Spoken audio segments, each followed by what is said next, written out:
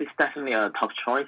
I think under the national security law, a lot of Hong Kong politicians who have an international profile, who have been doing interview with international press, who have been going to the hearing, doing testimony, they are actually being exposed to a danger that being accused of so-called colluding with foreign forces or even defection.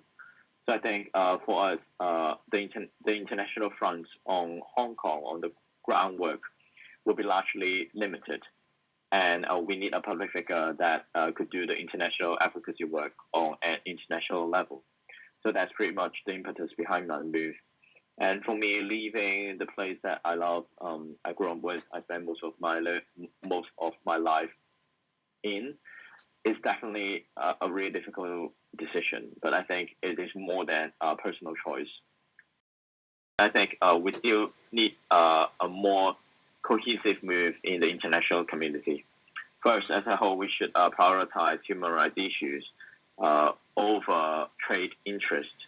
And secondly, we need a multilateral, cohesive, and assertive united front in the international level to combat or contain the authoritarian expansion of China. So I think these are more strategic level that I expect the international community could do to really enhance the accountability on China, and also to to protect people in China and in Hong Kong from the human rights violation. I felt in this shock because that is blatantly eradicating one country, two system. It is basically putting the last layer of the coffin over the heart of autonomy. And in the old days, China would always brag themselves that even though Hong Kong, there are problems, but it is still remaining autonomous and etc. etc. They wanted to preserve the outer shell of Hong Kong in order to gain preferential treatment and abusing that treatment and also reaping the economic and political fruits out of it. But for now, they're doing it very blatantly, saying that it's definitely one country, one system.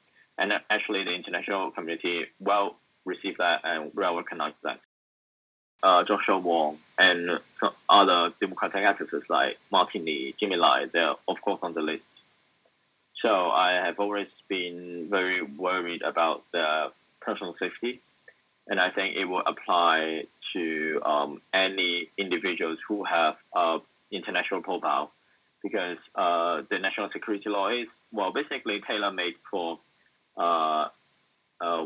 eradicating the international front of the movement, which the Chinese Communist Party feels threatened by. So I think, yes, indeed, we are all at risk. Every bit of Hong Kong, from now on, I feel like it is still unreal that to say that I may not be going back to this particular place for a very long future, possibly, because it's only been not many days since I made the decision.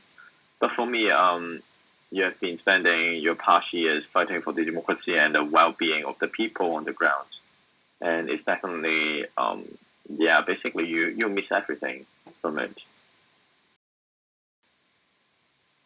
Well, it would be my two cats. I have two cats. One is I picked them up on the street, and the other was kind of like abandoned by a friend.